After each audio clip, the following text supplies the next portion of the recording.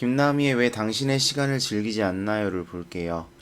네, 지금 처음부터 끝까지 다 녹화를 했는데 역시 또 소리가 안 들어가서 처음부터 다시 설명을 하겠습니다. 그런데 이 작품은 별로 설명할 게 없어요. 네, 그래서 그냥 지금 제가 처음부터 끝까지 한번 쫙 했거든요. 했는데 그냥 거의 읽어. 뭐 설명할 게 없습니다. 내용이 어려운 것도 아니고 뭐 비유적인 표현이 뭐 많이 쓰인 것도 아니고 결국은 이제 현대사회 비판하는 거거든요. 부탄이라는 나라가 있는데 이 나라가 굉장히 현대사회와 다르다. 일반적인 사회들과. 그래서 현대사회는 굉장히 속도가 빠르고 뭔가를 가지려 하는 욕망이 있는 뭐 그런 사회인데 부탄은 아니다. 부탄은 뭐 좀 소유하려 하지 않지만 행복한 나라. 뭐 그런 그래서 그런 걸 통해서 현대사회를 이제 성찰하는 뭐 그런 글이에요. 네. 별로 중요한 어려운 내용이 없기는 합니다. 일단 좀 빠르게 볼게요. 자, 부탄이라는 나라가 있고요. 아이고, 색깔이. 재미있는 나라다. 이게 이제 글쓴이의 평이죠. 인구가 74만 명인데 승려가 많고요. 그 다음에 세계 최초, 세계 유일 좋아하는 분들은 세계에서 가장 늦은 1999년에 텔레비전이 도입되었다. 이건 뭐예요? 문명이 늦은 거죠. 문명이 늦게 도입되었다.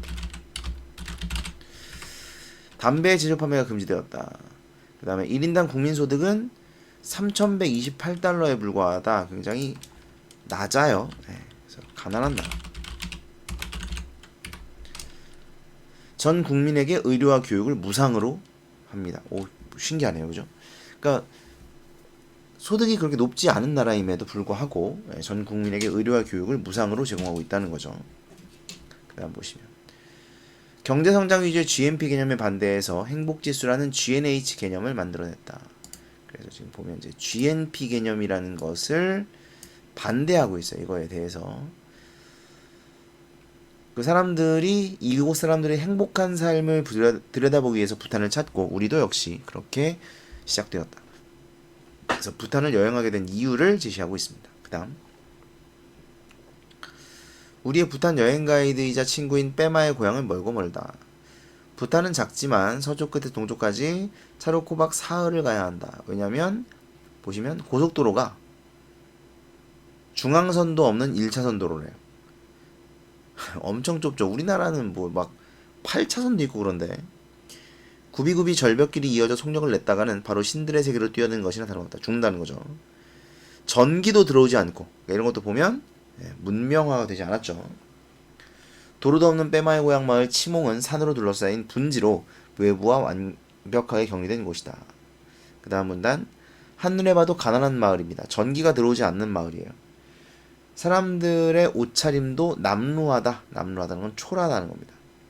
그런데 얼굴 표정은 놀랄 만큼 밝다. 순해 보이고 잘 웃는다. 몸가짐은 부드럽고 당당하다. 무엇보다 매순간 몸과 마음을 다해 우리를 접대한다. 여기는 이제 접대한다는 얘기예요. 여기서부터 동네를 어슬렁거리기가 무섭다.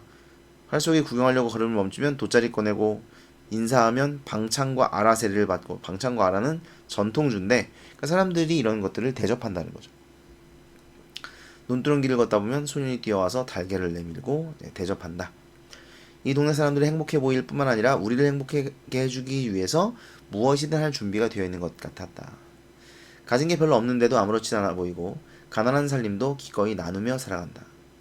그 다음 보시면 우리는 늘 많이 가질수록 행복해진다고 믿어왔다. 통념은 일반적인 생각이 통념이에요. 그런데 이 나라는 그렇지 않다는 거예요.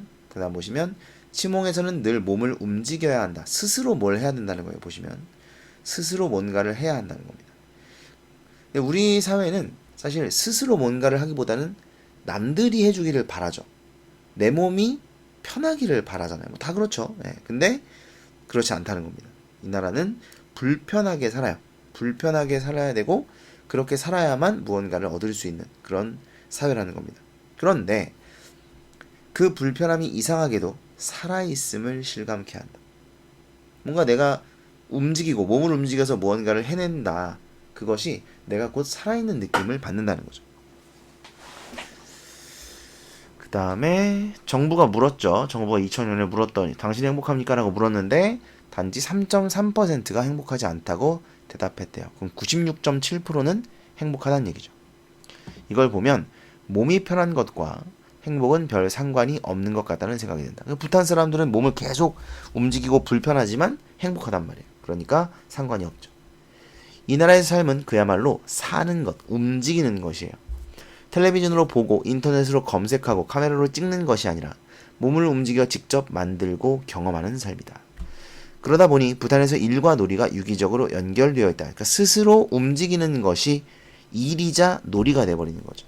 그들은 노는 듯 일하고 일하듯 논다. 호모 루덴스 뜻 나와 있어요. 호모 루덴스. 이런 그들에게 놀이는 돈을 지불해 얻을 수 있는 상품이 아니다. 자, 이것은 이제 우리의 모습입니다. 그러니까 놀이는 돈을 지불해 얻을 수 있는 상품, 이건 부정이에요.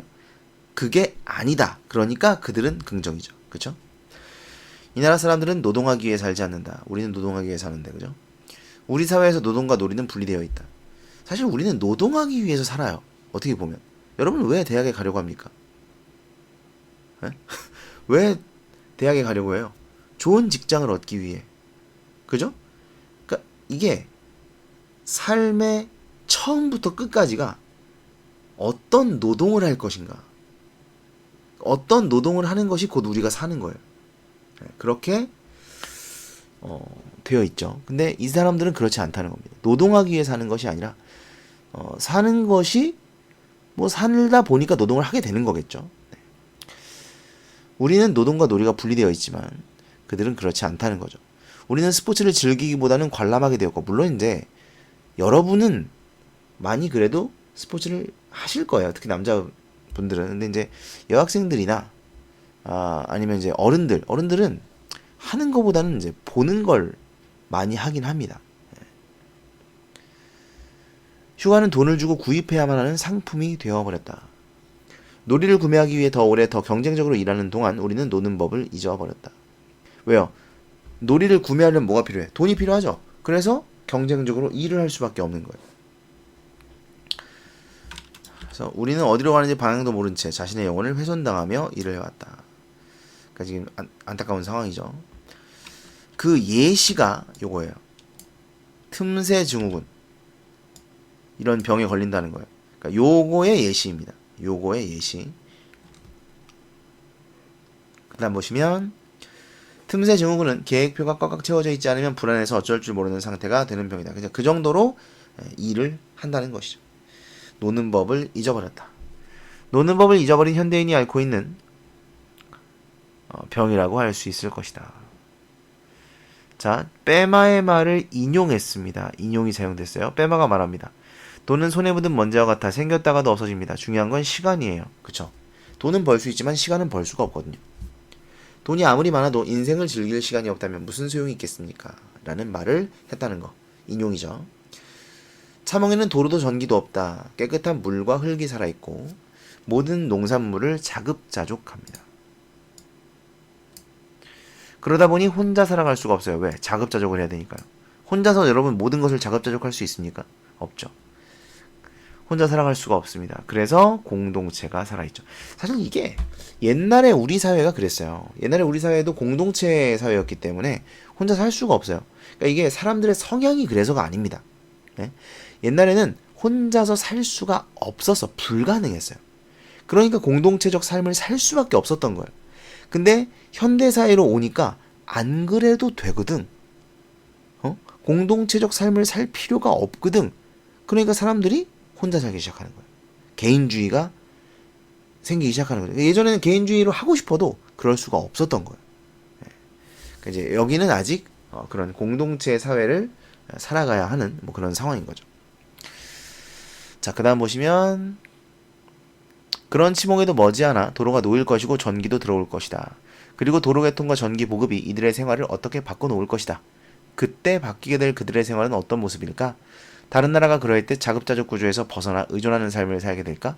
자, 그러니까 여기서 여기서 의존하는 삶은 부정인데, 공동체적 삶이랑은 다른 겁니다. 그러니까 공동체적 삶이라는 것은 우리 공동체의 다른 사람들과 서로 의지하며 살아가는 거죠. 그게 공동체적 삶인데 여기서 말하는 의존하는 삶은 다른 사회, 다른 나라, 다른 나라에 의존하는 삶. 그러니까 자급자족을 못하게 되는 삶을 이야기하는 거예요.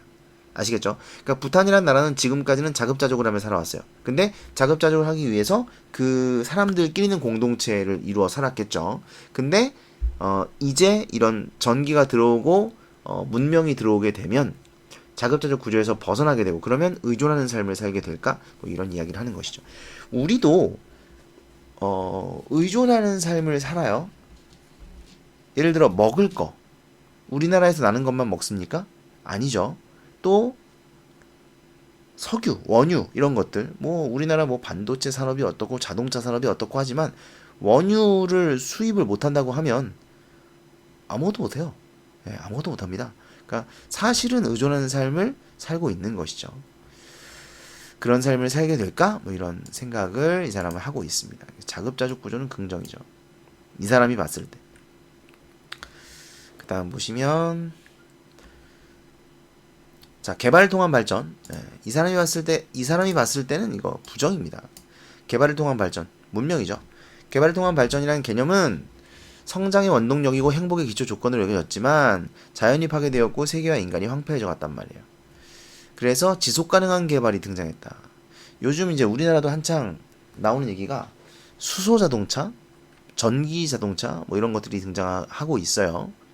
특히 수소 자동차 같은 경우는 물을 분해해서 수소가 나온단 말이죠. 그러니까 물만 있으면 자동차가 얼마든지 갈 수 있는 거죠. 그 물을 분해해서 수소가 나오면. 그래서 물 분해만 하면 되는데 근데 사실 또 이건 쉽지 않은 게 물을 분해하려면 전기가 필요하다. 네, 그래서 사실 이게 쉬운 건 아니에요. 그럼 전기는 어떻게 만들어요?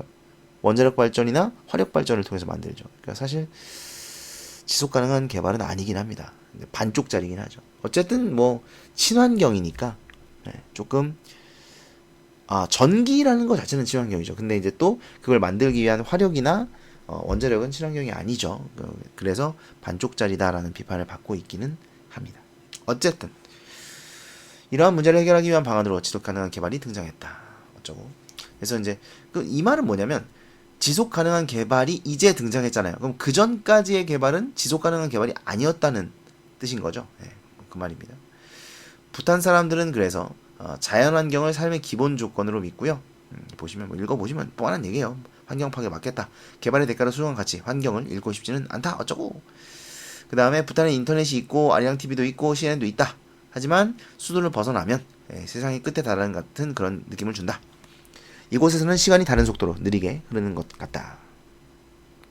그 다음 보시면 자, 이런 부탄을 보면 과학기술의 속도와 힘은 부정이죠. 우리 몸을 편하게 만들어줄진 몰라도 정신내는 도움이 안 된다.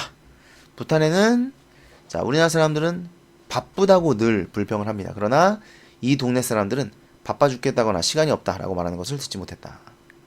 과학기술이 우리를 편하게 해준 것은 맞지만 그 속에서 우리는 더 많은 것, 빠른 것, 큰 것, 좋은 것만을 바라며 늘 현재를 저당 잡혀 살고 있는지도 모른다. 그 다음에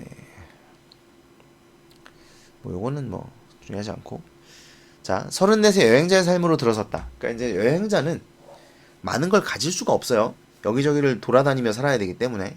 그래서 나 나름대로는 여행자로 살면서 많은 것을 버렸다고 생각을 한 거죠. 근데 부탄에 와보니까 나는 많이 가진 자였구나. 더 버릴 수 있구나 라는 것을 이제 알게 된 것이죠. 그 다음에 행복하기 위해서는 무엇이 필요할까? 자, 이런 게 필요하대요. 버릴 줄 아는 마음, 포기할 줄 아는 마음, 이제 충분하다고 멈출 수 있는 마음, 나눌 줄 아는 마음. 제가 요새 이게 좀 필요합니다. 이제 충분하다고 멈출 수 있는 마음. 아니 밥을 먹으면 멈출 수가 없어. 계속 먹어. 뭐 한 끼에 3공기씩 먹어요 요새. 왜 그런지 모르겠어. 이제 충분하다고 멈출 수 있는 이제 충분해. 그만 먹어야지. 멈출 수 있는 마음이 필요한데. 죄송합니다. 헛소리고요. 그 다음에 이제 한 가지 설명드릴게. 봉사와 나눔은 가장 순정한 이기주의이다. 그럼 이게 선생님 이기주의니까 부정입니까? 아니에요. 여기서 이기주의라고 말한 이유는 밑에 제가 써놨는데 결국은 자신의 마음을 행복해 하는 행위, 뭐가? 봉사와 나눔이요. 여러분, 봉사와 나눔이 다른 사람을 위한 거잖아요. 그죠? 근데 다른 사람을 위한 그 행동이 결국은 나를 행복하게 만드니까 그걸 하는 거예요. 봉사와 나눔을. 그렇겠죠? 그러니까 결국은 나를 위해서 내 마음을 행복하게 하는 행위란 말이죠. 그래서 이기주의라고 말한 거지만 부정은 아니에요. 이건 나를 위한 행동, 그러니까 이기주의라는 게 나를 이롭게 한다라는 뜻이거든요. 예? 근데 나를 이롭게 하는 행동이긴 하지만 그것은 순수하고 바른 것이죠. 나쁜 건 아니잖아요. 그래서 순정한 이기주의다라고 표현을 하는 것입니다. 이거 좀 잘 이해를 해주시고요. 관계를 맺는 기술 또한 행복해지기 위한 조건일 것이다. 여기 또 인용이 있습니다. 부탄의 지성인 카르마 우라의 말을 인용했네요. 우리는 로빈슨 크루소의 행복을 믿지 않습니다. 그러니까 혼자 사는 삶의 행복을 믿지 않아요. 로빈슨 크루소가 이제 무인도에 표류를 하면서 무인도에 떨어져서 거기서 혼자 살았던 뭐 그런 사람이죠. 근데 뭐 그 사람이 그러고 싶어서 그런 건 아니에요, 사실은. 뭐 아무튼 말이 그렇다는 얘기겠죠. 로빈슨 크루소의 행복, 혼자 사는 삶의 행복을 믿지 않고 모든 행복은 관계 속에 있다고 믿는다. 그 다음 보시면 밑에는 읽어보시고요. 그래서 결국은 이제 이런 것이 이 사람에게는 위안이 된다는 거죠. 긍정적으로 바라보고 있습니다. 자, 정리를 했습니다. 일단 처음에 부탄 여행을 갔어요. 행복한 삶을 찾아서. 그리고 그 안내인 빼마의 고향인 치몽이라는 마을을 갔는데 가난한 마을이고 가난하지만 사람들은 밝고 서로 나누며 살아가요. 뭐 대접도 열심히 하고. 그도 사람들이 몸을 움직여야 하는 것이 마을이에요. 자기가 스스로 뭔가를 움직여야만 무언가를 얻을 수 있는, 그래서 몸이 불편하게 움직여야 되는 사회이지만 그렇게 움직이다 보니까 오히려 이것이 내가 살아있다라는 느낌을 많이 받게 된다라고 이야기를 했고요. 일과 놀이가 유기적으로 연결되어 있는 마을이에요. 우리 사회는 노동과 놀이가 분리되어 있고 그래서 노는 법을 잊고 경쟁적으로 일하게 되는, 그래서 놀이도 구입을 해야 되는 뭐 이런 사회였죠. 그래서 그 일본의 틈새 증후군을 예로 들었고요. 하지만 치몽은 그렇지 않았다는 거예요. 그 다음에 부탄 사람들이 자연환경을 삶의 기본 조건으로 여긴다. 반면에 우리 사회는 개발을 통한 발전, 그리고 그 발전이 환경을 파괴해 왔다는 것이죠. 이제 대립되고 있고, 과학기술의 힘과 속도가 몸을 편하게 해줄 수는 있지만 정신을 편하게 해주지는 못한다라는 이야기를 했고요. 마지막으로 행복을 위해서는 버릴 줄 아는 마음, 만족하는 마음이죠. 그리고 나눌 줄 아는 마음, 봉사와 나눔, 그래서 순정적 이기주의라는 말을 했었죠. 그런 마음이 필요하다라고 이야기하고 있습니다. 이렇게 정리를 하시면 되고요. 내용이 어렵지 않기 때문에 내용을 좀 이렇게 달달달달 거의 좀 외우다시피 하셨으면 좋겠어요. 뭐 이렇게 어려운 내용이 아니에요. 결국은 이 사람이 비판적으로 바라보는 것은 욕심이죠. 가지고 싶어 하는 거, 욕심. 그리고 편하고 싶어 하는 문명. 그리고 자연환경 파괴. 뭐 이런 겁니다. 현대 문명 사회를 비판적으로 보고 있는 것이다. 이렇게 볼 수 있겠죠.